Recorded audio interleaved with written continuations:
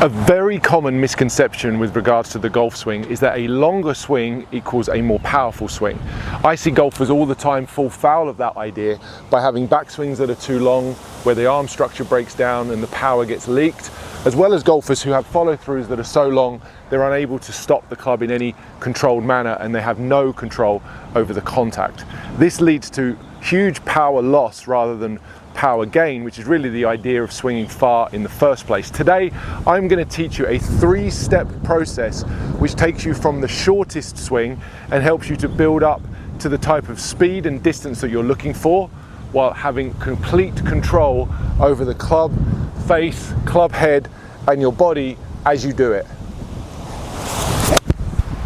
If you want to get any good at this game, you need to learn to control this club that's swinging around your body. And for some of you, that will be moving very, very quickly. The faster the club's moving, the more forces that are at play that your body has to understand how to control and absorb.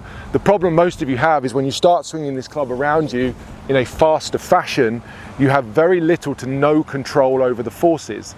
Your body gets pulled to wherever the club wants it to go. Yet, when you watch the best players in the world, you'll see that they swing faster than you do and yet have far more control over the movements. You need to learn to control the forces.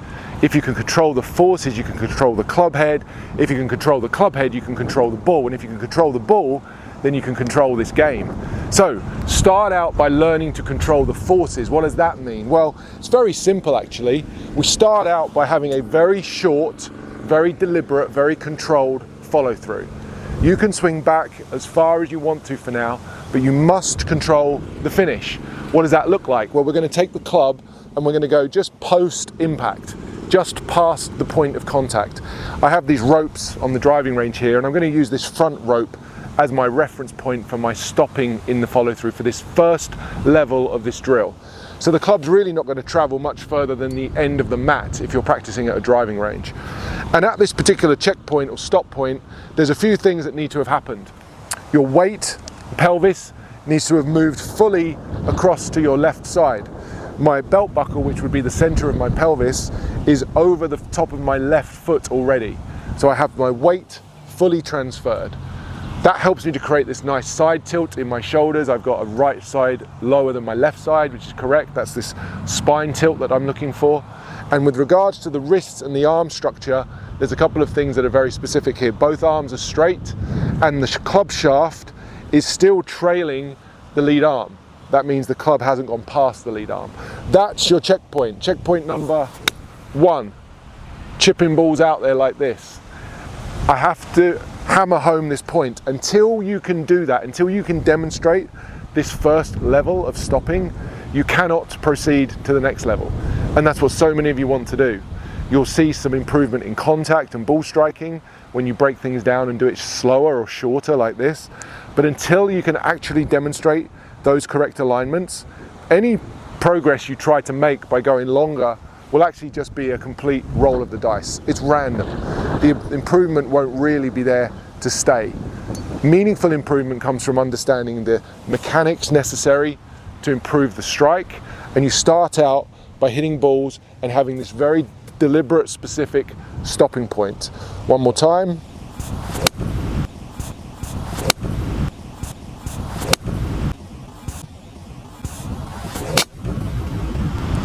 Hit hard, stop quick, some of you might know this drill as. The wrist angles are still intact, my arms are straight and my weight's forward. That was really nicely struck. Now, instead of moving on to hitting this ball harder immediately, or swinging longer, I should say, which is most people's desire, once they try an exercise like this for a couple of swings, they may, as I mentioned, see an uptake in quality of contact, but that ball didn't really fly far enough to be considered a functional golf shot with an 8-iron. It went about 100 yards, but it was quite low. The next thing that you should be trying to do is to go faster and still feel like you stop in the same place. Faster, not longer, which is the title and the thumbnail of this video, means you swing and speed up the energy in the stroke, but still keep the constraints in place. You try to still stop the swing, but with more force, intent and energy into the swing itself. That would look like this. As I do this, I'm not really going to stop in the same place as I did at level 1. So this effectively becomes level 2.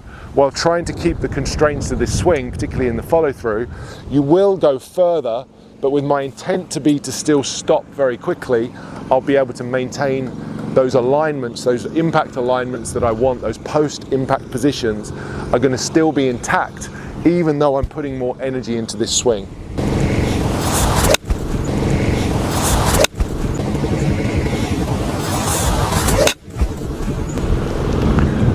And because of the extra energy, that ball's popped up in the air a little bit higher, so it's actually starting to look much more like a functional golf shot. I could almost take that to the golf course. In fact, I've done this many times playing when I'm trying to get my swing back on track. I'll hit these shots, which a lot of people might think are just punch shots, but there really is a benefit to improving the impact alignments if you have some control over the forces, which really means controlling the finish. If you can control the finish, you can control the forces. So that's the second level of this drill. We've gone from step number 1, where we have a very short, controlled follow through that you can do at a speed that you're able to manage and maintain, and then we add more energy and speed to the stroke while still trying to conform to the same finish. Stop the club quickly after impact. That ball's been hammered, and that would work perfectly on the golf course. I would imagine that's 95% of my real full distance. But the overall benefit I get here from improved contact, improved club face control, so there's some directional improvement there as well, means that I could very easily say that playing golf like this would be a valuable way for you to do it. This is step number 2 of that 3-step process, faster, not longer. For many of you, you'll need to spend a lot of time at step 2. What feels like a short swing is actually, when you film yourself on camera, a perfectly functional and viable swinging follow-through position. You'll go much further through than you realize, and I see that all of the time as well. You can take this to that 3rd and final level, which I'll show you next, but please work through the levels here at a pace that you can control, and until you're able to demonstrate your proficiency at each step of the way. Part 3 of this drill is understanding how to keep moving this alignment into a fuller finish, and that specifically is this position right here, where the arms are fully extended and parallel to the ground. That's the point in the swing where the hips are the most forward, the chest is extended backwards, and the arms are the straightest. That point of full extension is really the desired end point for every swing. You can go further than that, and some of you will, and that's absolutely fine. But if you can get all of the energy out and stopped in that controlled finish right there, then you really are controlling the finish, controlling the forces, and learning how to truly control this club face. So step number 3, having learned what the impact alignments feel like at step 1, then how to speed that up while still maintaining some of these alignments, would be to allow yourself to keep pushing your hips forward, your chest up, and finishing with your arms completely straight. Hitting this ball as hard as you can while stopping with both arms parallel to the ground. Faster, a little bit longer, but not what you might consider to be a completely full swing.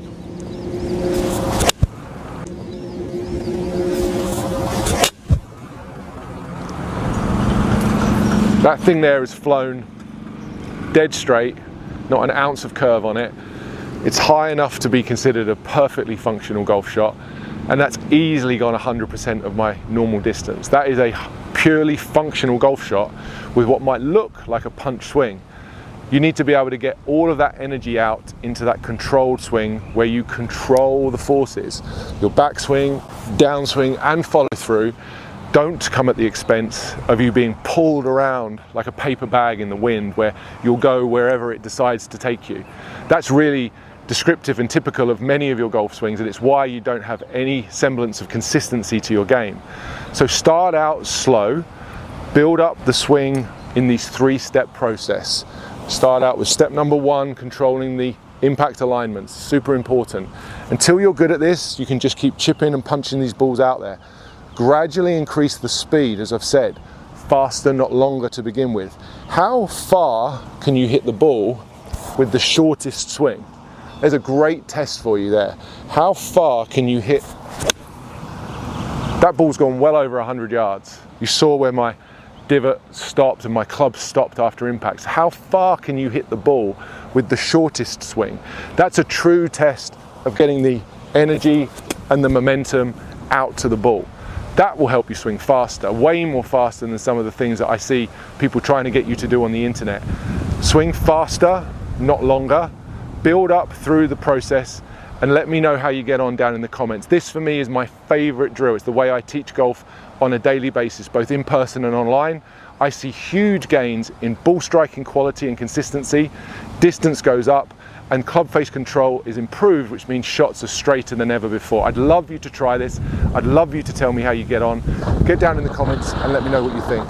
If you enjoyed the video today, please hit the like button and subscribe to the channel if you're new. There's plenty of more free drills and content like this that you can find across the channel, and I'll release more videos every single week. If you'd like to see more from me, then there's the option to join the YouTube membership. There's extra videos that are exclusively members only, and also member only live streams that you'll get from me every single month. If you'd like to learn more about that, there's a link down in the description of how you can join. I'd love you to come and be part of the community, and I'll hopefully see you over there. And if you're interested in taking any online lessons with me, then you can go to the Skillist app where you'll find my profile. I'll leave a link down in the description below. Skillist is a platform for online lessons where I teach people all over the world every single week. If you'd like to learn more about that, download Skillist, search for my name, and I'll see you over there. I mentioned earlier in this video that this drill that I've used today is somewhat like my favorite drill: hit hard, stop quick. If you've been watching the channel for any length of time, you'll know what I mean when I say that. For those of you that are new here, I'd highly encourage you to go and check out this video next. The hit hard, stop quick drill really is your introduction to the best ball striking of your life.